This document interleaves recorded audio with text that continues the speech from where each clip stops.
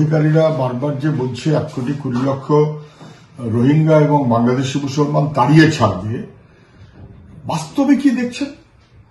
বিহারের সঙ্গে তথ্যটা মিলল না, ওরা ভুল বলেছেন। আসামের সঙ্গে তথ্যটা মিলল না, ভুল বলেছেন। আমি বলছি পশ্চিমবাংলাতেও মানুষকে অযথা আতঙ্কিত করছেন। এই কদিন আগে বিভিন্ন জায়গাতে হচ্ছে, এত বুম নিয়ে তারা করলো এই রোহিঙ্গা রোহিঙ্গা রোহিঙ্গা বলে। এই নিউ টাউনে ওরা মুসলমান, ওদের বাড়ি জয়নগরের গোড়ের হাট, প্রজন্মের পর প্রজন্ম ওরা এ বাংলার লোক। যেহেতু মুসলমান অত রোহিঙ্গা হয়ে গেল, যেহেতু জয়নগরের লোক নিউ টাউনে থাকে অত রোহিঙ্গা হয়ে গেল। এখানকার লোক অন্য রাজ্যে চলে গেলে পরিযায়ী শ্রমিক, আর এখানকার লোক এখানেই অন্য কোথাও আসলে তারা রোহিঙ্গা হয়ে গেল।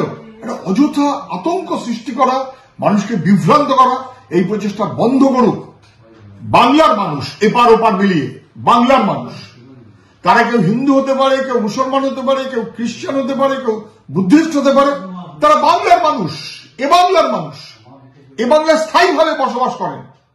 তাদেরকে যেভাবে বিড়ম্বনার মধ্যে ফেলা হচ্ছে, এটা ঠিক কাজ হচ্ছে না।